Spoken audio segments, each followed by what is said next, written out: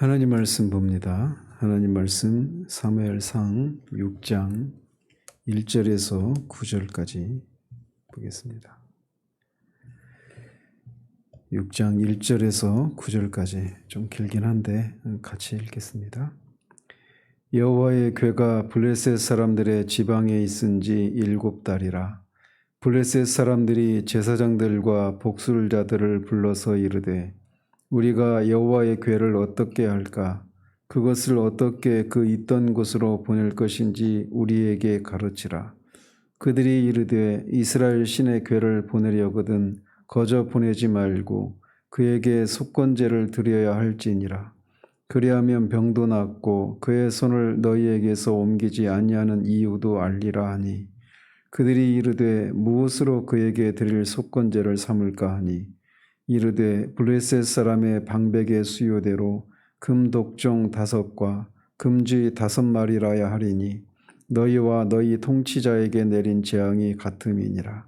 그러므로 너희는 너희의 독한 종기의 형상과 땅을 해롭게 하는 주의 형상을 만들어 이스라엘 신께 영광을 돌리라.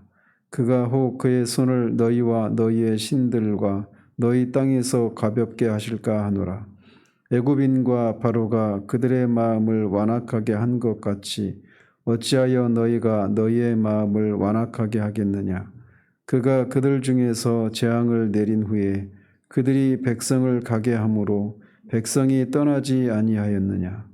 그러므로 새 수레를 하나 만들고 멍에를 메어보지 아니한 젖나는 소 2마리를 끌어다가 소의 수레를 메우고 그 송아지들은 떼어 집으로 돌려보내고 여호와의 궤를 가져다가 수레에 싣고 속건제로 드릴 금으로 만든 물건들은 상자에 담아 궤 곁에 두고 그것을 보내어 가게 하고 보고 있다가 만일 궤가 그 본지역 길로 올라가서 벳세메스로 가면 이 큰 재앙은 그가 우리에게 내린 것이요 그렇지 아니하면 우리를 친 것이 그의 손이 아니요 우연히 당한 것인 줄 알리라 하니라.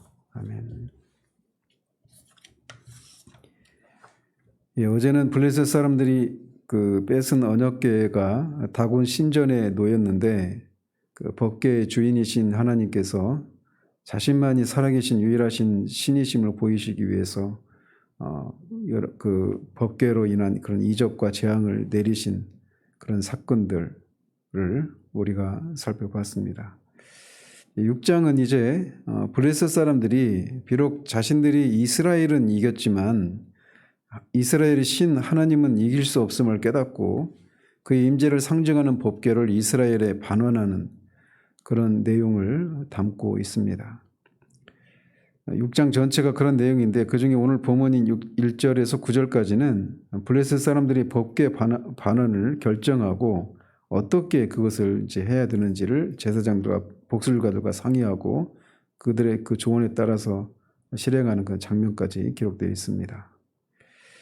먼저 1절을 보면 여호와의 궤가 블레셋 사람들의 지방이 있은 지 7달이 지났다라고 말을 합니다. 여기서 지방이라고 하는 단어가 이 단어는 이제 그 의역을 한 것인데 문자적으로는 들판 안에 이런 뜻입니다.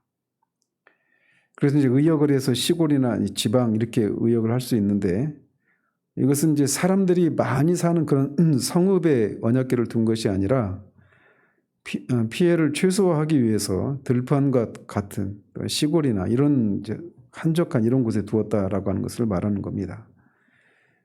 어제까지는 뭐 새 성읍에만 그 언약궤가 있었던 것으로 이렇게 기록을 하고 있는데 뒤에 17절에 보면 이 블레셋의 대표적인 성읍인 5개 성읍이 있는데 그 성읍을 위해서 금독종 5개, 금지 5개를 그 여호와를 그 자신들의 죄를 위한 그 속건제로 드리는 것을 통해서 볼 때 이 언약궤가 이 블레셋을 대표하는 5개 성읍에 순차적으로 이렇게 들어갔다가 결국은 이제 사람들이 적은 그런 곳으로 이렇게 안치해 놨던 것으로 보여집니다. 그도 그럴 것이 그곳에 언약궤가 들어갈 때마다 독종으로 많은 사람들이 죽어 나가니까 이제 그 언약궤가 들어올 차례가 되는 성읍들은 뭐 난리가 났겠죠. 완전히 뭐 오늘날 용어로 말하면 패닉의 상태에 빠졌겠죠. 우리가 이 코로나 초기에 막 그렇게 치사율이 높았을 때 이 굉장히 그런 온 나라가 그런 큰 패닉에 빠지지 않았었습니까? 그래서 그들이 취한 방법은 사람들이 적은 들판과 같은 그런 지방이나 시골에 언약궤를 둘 수밖에 없었을 것입니다. 그렇지만 이렇게 언약궤를 이리저리 옮겨 다니면서 여호와로 말미암은 그런 재앙을 피해 보고자 했지만 그 시도는 실패하고 맙니다. 그래서 그들이 취한 방식은 이제 종교적인 그런 방식이었습니다. 그래서 제사장들과 복술자들을 불러서 이 문제를 해결해 보고자 시도를 하면서 그들에게 이 여호와의 궤를 어떻게 할까? 어떻게 그 있던 곳으로 보낼 것인지 우리 자신들에게 말해달라고 조언을 구합니다. 여기서 제사장은 이스라엘의 제사장들이 아니죠. 이방신들을 섬기는 제사장들이고 복술자들은 오늘날의 용어로 말하면 신접해서 어떤 미래를 어떤 사안을 결정하는 오늘날의 그런 무당과 같은 그런 존재들이라고 할 수가 있습니다. 이 고대 사회에서 이 신접한 자들의 이 복술가들이나 이런 이방 신을 섬기는 이런 제사장들의 권위는 절대적이라고 할 만큼 이들의 그런 소위 그들의 신탁에 의해서 이렇게 어떤 중요한 사항들을 결정을 하고 했던 것을 우리가 봅니다. 근데 안타깝게도 21세기 대한민국 안에서도 여전히 이런 일에 종사하는 사람들이 목사들보다 훨씬 많습니다. 숫자적으로. 그러니 뭐 이들을 우리가 비난할 만한 그런 계제가 아닌 것이죠. 블레셋 사람들은 그들에게 언약궤를 어떻게 원래 있던 곳으로 보내야 하는지를 묻고 있는 겁니다. 그들은 그 7달 동안 하나님의 심판을 피하기 위해서 여러 성읍을 전전했지만 재앙이 언약궤를 옮겨가도 그 옮겨간 그 두 성읍에 재앙이 계속 임했고 그래서 그들이 내린 결론은 언약궤를 원래 있던 곳으로 돌려보내야 한다라고 하는 것이었습니다. 그들의 관심은 이제 어디로 옮겨야 되는가가 아니라 이제 그것은 이미 결정됐고 어떻게 그곳으로 옮겨야 되는지 이거를 묻고 있는 것이죠. 그리고 뒤에서 보듯이 이 제사장들과 복술자들이 제시한 방식을 따라서 언약궤를 이제 이스라엘로 돌려보냅니다. 한편 이 복술자들과 이런 술사들, 이런 신접한 이런 사람들을 성경은 사악한 자로 구분을 하고 그들과 접촉을 하지 말고 돌로 쳐 죽일 것을 명령을 하고 있습니다. 그럼에도 불구하고 이들이 이 블레셋 사람들에게 제시한 방식을 하나님이 용인하신단 말이죠. 그리고 뒤에 이제 3절에서도 속건제를 드리라고 하는데 그 속건제 규정도 성경에서 제시하고 있는 그 성경을 통해서 말하고 있는 것과 규정이 어긋나죠.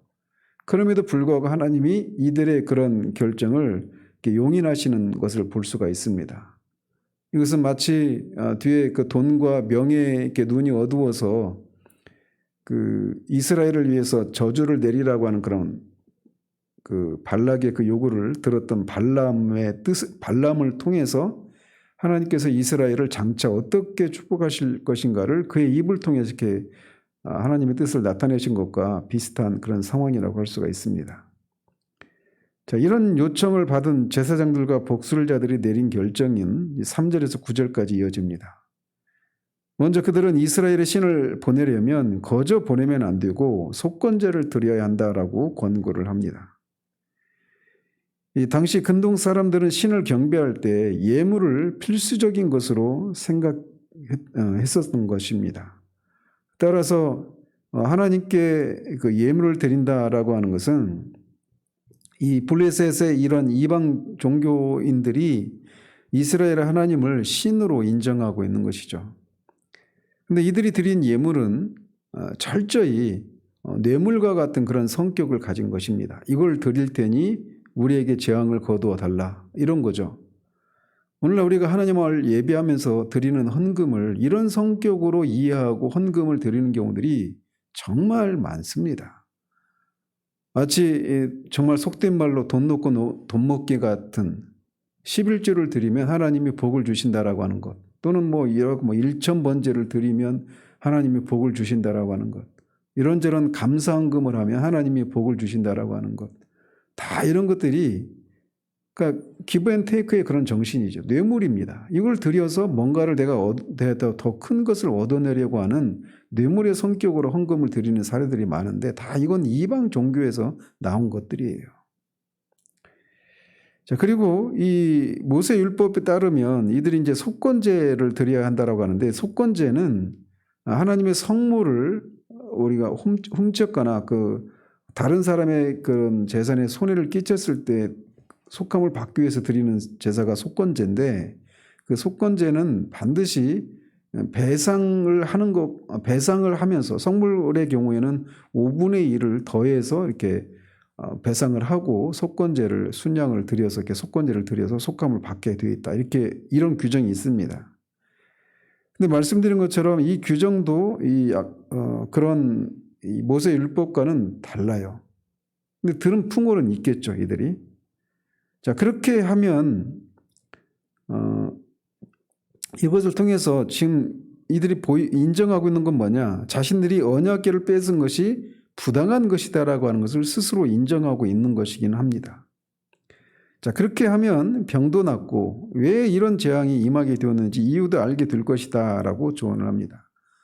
그래서 이렇게 속건제를 드려서 언약궤를 돌려보냈을 때 재앙이 이제 그치게 되면 언약궤 때문에 이 재앙이 임했구나, 이걸 알 수 있게 될 것이라는 것이죠. 그래서 속건제로 드릴 것이 어떻게 속건제를 드려야 되는지를 물었을 때 블레셋의 방백들의 수요대로 금독종 5개와 금지 5개 형상을 이렇게 드리라고 말을 합니다. 여기서 방백은 블레셋의 5성읍, 즉 아스도, 나스굴론, 가사, 가드, 에그론, 이 5개 성읍을 다스리는 일종의 지방 호족과 같은 그런 사람들이었죠. 성경은 그들을 다 이제 왕이라고 명칭을 하기도 하는데, 어쨌든 그들의 숫자만큼 그렇게 5개를 드리는 겁니다. 왜냐하면 뒤에 나오는 것처럼 이 백성들은 이 방백들은 백성을 대표하는 사람이었기 때문에 백성들을 속하기 위해서 이 방백들의 숫자만큼 이 독종의 형상인 금독종과 주의 형상을 따라 만든 금지 5개를 드리라, 이렇게 말을 합니다. 블레셋 사람들은 이렇게 재앙의 형상을 만들어서 하나님께 바침으로써 저주가 제거되기를 기대했습니다. 이것은 마치 이 이스라엘 사람들이 이 불뱀으로, 그렇게 하나님을 원망해서 불뱀으로 심판을 받아서 죽어나갈 때 하나님이 놋뱀을 만들어서 장대에 달린 놋뱀을 보면 낫게 하시는 이런 것과 괴를 같이 하는 그런 처방이라고 할 수가 있습니다. 자, 그러면서 제사장들과 복술자들은 과거 애굽에서 이스라엘 백성들이 나올 때 애굽 사람들과 바로가 마음을 강팍하게 해서 하나님으로부터 그런 10가지 재앙을 받고 나서야 이스라엘 백성들을 풀어줬던 그런 사례를 언급을 하면서 그 사람들과 같이 너희들이 그렇게 마음을 완악하게 하지 말고 빨리 이 언약궤를 이스라엘을 돌려보내라고 그렇게 권면을 합니다. 그러니까 이 블레셋 사람들도 출애굽의 과정에서 하나님께서 어떻게 이스라엘을 건져내셨는가를 다 알고 있었던 것이죠.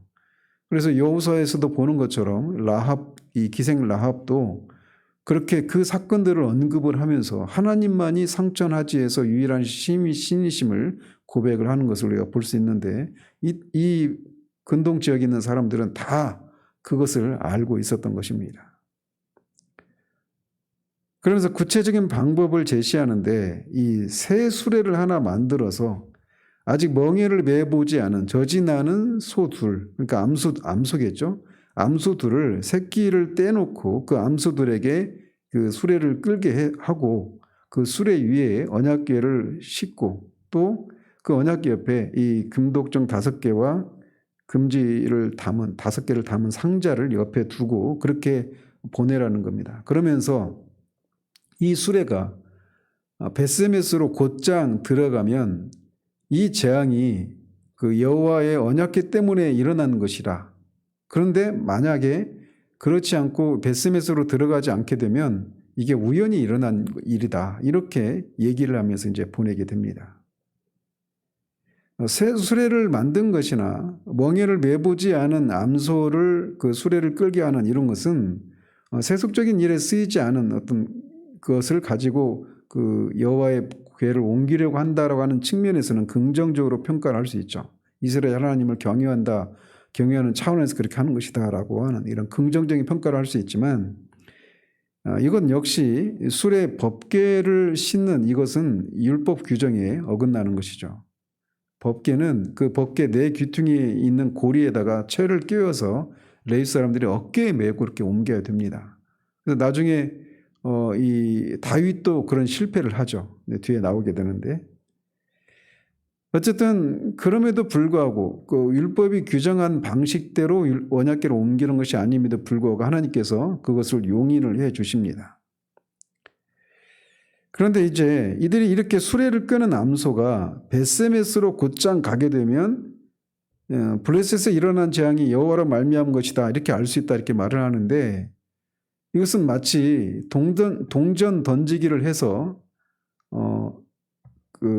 세워지면 앞면이나 뒷면이 나오면 내 뜻이고 동전이 세워지면 하나님의 뜻이다라고 말하는 그런 것과 똑같은 상황입니다.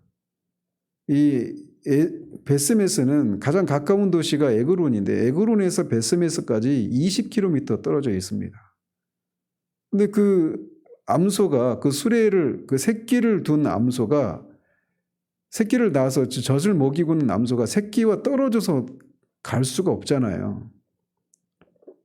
근데 그것도 가능하지 않은 일인데다가 또 20km를 한 번도 가보지 않은 길을 암소가 어떻게 곧장 그 벳세메스를 찾아갑니까? 그러니까 초자연적인 일이 일어나지 않고는 그런 일이 일어날 수가 없는 거예요. 그래서 그런 초자연적인 일이 일어나는 것을 보면 이제 이게 여호와의 궤 때문에 일어난 일이구나 이렇게 알 수 있다라고 얘기를 하는 것이죠. 그러니까 이들은 어떤 식으로든지 이 사단이 여호와의 궤 때문에 일어나지 않았다라고 하는 그런 것을 이렇게 보고 싶은 그런 마음도 그 마음의 한켠에 있는 것입니다. 이런 식으로 오늘날도 얼마나 많은 사람들이 하나님의 역사하심을 믿지 않고 정말 자신이 믿을 수밖에 없는 방식으로 그렇게 일해주지 않는 한 하나님을 믿지 않겠다라고 하는 이런 마음의 태도를 보여주고 있는 것입니다. 어쨌든 이런 과정을 통해서 드디어 빼앗겼던 언약궤가 이스라엘 땅 벳세메스로 향하게 됩니다. 그런데 여기서 이제 우리가 두 가지를 보고 싶은데, 하나는 뭐냐면 이 블레셋 사람들과 제사장들과 복술자들이 오늘날의 이 기독교적인 용어로 환원을 해보자면 이들은 소위 매튜 미드 목사님의 그 책 그 유사 그리스도인에 나오는 그 유사 그리스도인과 전형적인 모습을 보여주는 그런 사람이라고 할 수가 있습니다. 구원론과 관련해서 생각해 보면 말이죠.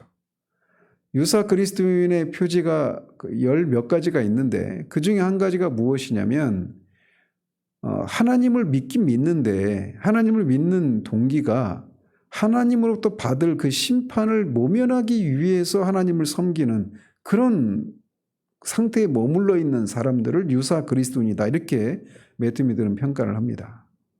거의 유사 그리스도인은 almost 크리스천이에요. 거의 그리스도인이 될 뻔한 사람, 이게 유사 그리스도인인데, 많은 경우에 이 블레셋 사람들이 여호와의 궤로 말미암아서 재앙을 당하면서 하나님의 심판에 대한 두려움에 사로잡혀 있는 겁니다.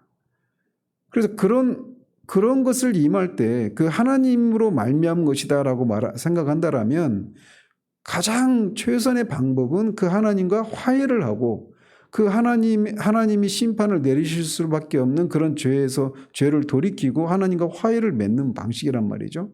그래서 하나님을 섬기고 하나님을 즐거워하는 하나님을 위한 삶을 살아가는 것, 여기까지 이어져야 되는데 이들이 취한 조치는 단지 하나님의 심판을 면해보고자 하는 것에서 그치고 있는 겁니다. 그런 것처럼 오늘날에도 교회 안에 있는 많은 사람들 중에 이런저런 어떤 일들을 통해서 초자연적인 일이든 아니면 초자연적인 일은 아니라 하더라도 자신들이 이 땅에서 어떤 실패를 경험하고 그것을 통해서 하나님께서 나를 치시는 것 같다. 하나님이 나를 심판을 내리시는 것 같다. 근데 이대로 살면 하나님으로부터 심판을 받아서 지옥에 갈지도 모른다. 이런 생각을 가지고 교회 안에 들어오는 사람들이 있습니다. 예, 좋습니다. 하나님은 그렇게도 일하시니까 말이죠. 근데 문제는 거기서 이들이 취한 것 같이 그렇게 신앙생활하고 있다는 것입니다.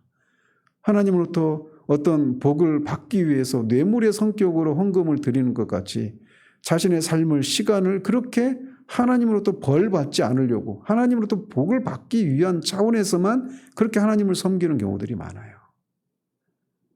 진짜 그 사람이 거듭난 사람이다라고 하는 것은 하나님을 즐거워하고 하나님을 계명을 정말 가볍게 생각하고, 요한일서에서 말하고 있는 것처럼 하나님의 말씀을 따라 100% 온전하게 살 수는 없지만 그 하나님의 말씀을 살고자 하는 그런 마음, 하나님을 사랑하고 하나님을 위하여서 살고 싶은 그 마음이 자동적으로 일어나게 되어 있는 겁니다. 이번 주일 오전에도 말씀드린 것처럼 하나님을 알고 하나님과 교제를 나누는 것, 이게 구원의 궁극적인 목적인데 거기까지 이어지지 못한 채 이들의 신앙 행태가 이렇게 심판을 모면해 보고자 하는 차원에서 머물러 있는 거예요. 이게 로마서 8장 15절에서 말하고 있는 것처럼 종의 영을 받은 사람의 상태입니다. 자신이 해야 될 일들을 하지 않으면 하나님으로부터 벌을 받을 것에 대한 두려움 때문에 자신이 정해놓은 그런 삶의 신앙의 패턴에 따라서 그 몫을 다하면 내가 하나님 앞에 행할 것을 다 했다라고 하는 식의 그런 신앙생활, 그것을 벗어나지 못하는 겁니다. 이 블레셋 사람들과 이 제사장들과 복술가들은 바로 그런 유사 그리스도인들의 그런 신앙 행태를 고스란히 보여주고 있는 모습이다, 이렇게 볼 수가 있어요. 그리고 이 언약궤가 결국은 이렇게 이스라엘로 돌아오게 되는 이 모습은 구속사적인 측면에서 보자면 우리는 이런 교훈을 얻을 수가 있습니다. 언약궤가 빼앗긴 것은 하나님의 백성이, 이스라엘이 하나님을 바르게 알고 하나님과 바른 관계를 가진 채, 그 바른 관계를 유지한 채 그 하나님의 임재를 상징하는 언약궤를 가지고 갔다라면 문제가 없었을 거예요. 그런데 그렇지 않고 미신적인 그런 믿음으로 하나님을 바르게 알지도 못하고 하나님과 바른 관계도 맺지 못한 채 단지 그냥 임재의 상징인 언약궤를 가져가면 거기서 신통한 능력이 나와서 구원을 받을 수 있을 것이다, 이런 생각을 가지고 간 것에 대한 심판으로 언약궤를 뺏겼단 말이죠. 그래서 그 이스라엘의 영광이, 하나님의 영광이 이스라엘에서 떠나버렸습니다. 그들의 죄에 대해서 그런 심판을 내리신 것인데 결국 하나님이 다시금 언약궤를 이스라엘로 돌리시는 이 과정 속에 하나님이 이 모든 일을 하신 것이죠. 하나님이 스스로, 어제도 살펴본 것처럼 스스로 자신의 영광을 드러내시는 일들을 하셔서 결국은 이들이 그렇게 언약궤를 돌려보낸다라는 것이죠. 그래서 여기서 우리가 알 수 있는 것은 하나님의 백성들이 하나님의 택한 백성이라 하더라도 하나님이 기뻐하시지 않는 그런 죄를 범하거나 이런 일을 했을 때 하나님은 당신의 얼굴을 그들에게서 감추시고 그들에게 이런저런 형태의 징계를 내리십니다. 그래서 마치 그들이 하나님으로부터 버림받은 것 같은, 하나님이 함께 하시지 않는 것 같은 그런 영혼의 어두운 시기를 보내게 하셔요. 그렇지만 그게 영원히 그런 상태에 있지 않게 된다는 겁니다. 이렇게 언약궤를 하나님이 스스로 다시 이렇게 이스라엘에게 보내시는 일들을 하나님이 스스로 하시는 것처럼 하나님이 택한 백성들을 하나님이 그렇게 다루신다라는 것입니다. 그래서 인간은 비록 이런 일들에 구속을 이루시기 위한 하나님의 역사를 수행하는 일이 있어서 실패하지만 하나님은 스스로 이런 일들을 행하셔서 다시금 이스라엘에게 언약궤를 돌려보내시고 그들을 택한 백성으로서의 그런 삶의 지위를 다시 회복시키시고 그를 통해서 예수 그리스도 나오고 그것을 통해서 오늘 우리에게까지 이게 구속의 은혜가 이어지게 된 것입니다. 그러므로 우리가 불렀던 찬송 가사처럼 우리를 늘 배반하지만 지금도 우리를 위해서 중보하시는 예수 그리스도의 그 중보를 인해서 우리가 다시금 하나님 앞에 나아갈 담대함을 얻고 끊어질 수 없는 그 하나님과의 관계를 다시 누릴 수 있는 일들이 가능한 것은 전적으로 하나님의 은혜인 것을 여기서도 다시금 보게 됩니다. 기도하겠습니다. 하나님 아버지, 이 블레셋 사람들이 여호와의 궤로 말미암아 임한 그 심판을 모면하기 위해서 그들 나름의 방식으로 그렇게 언약궤를 돌려보내는 이 장면을 우리가 살펴보았습니다. 이들이 하나님의 심판을 모면하기 위한 그 한 가지 목적 때문에 뇌물의 성격의 예물을 드리고 속건제도 드리고 이스라엘을 향해서 행하신 그 하나님의 그 출애굽의 사역 가운데 나타난 그 신학적인 지식도 알고 있고 나름의 방식으로 하나님을 경배하는 그런 모습을 보이고 있지만 궁극적으로 그들이 자신들의 죄를 회개하고 하나님을 섬기는 대로 이어지지 않는 이들의 모습에서 오늘날 교회 안에 있는 유사 그리스도인들의 모습을 보게 됩니다. 우리가 하나님을 섬기는 동기가 무엇인지, 과연 우리가 예수 그리스도를 믿음으로 하나님과 화해를 이루고 우리가 정말 성령으로 말미암아 거듭나서 하나님께 무엇인가를 하지 않으면 벌을 받거나 또는 무엇인가 하면 복을 얻는다라고 하는 그런 차원에서만 종의 영의 상태에서만 머물러 있는 그런 상태는 아닌지 정직하게 돌아볼 수 있는 계기가 되기를 원합니다. 이스라엘이 실패로 말미암아 언약궤를 빼앗기게 됐지만 결국은 하나님께서 그들에게 다시금 그 언약궤를 돌려보내시는 것을 통해 끊어질 뻔했던 구속의 역사가 다시금 이어지게 하시는 이 하나님의 이 일들을 통해서 오늘날 우리에게까지 이 구원의 은혜가 임한 것이 전적으로 하나님의 은혜였음을 다시금 기억하며 우리 안에 다시금 하나님이 베푸신 그 구원에 대한 감사가, 은혜에 대한 감사가 다시금 새롭게 될 수 있도록 도우시기를 원합니다. 예수 그리스도의 이름으로 기도합니다. 아멘.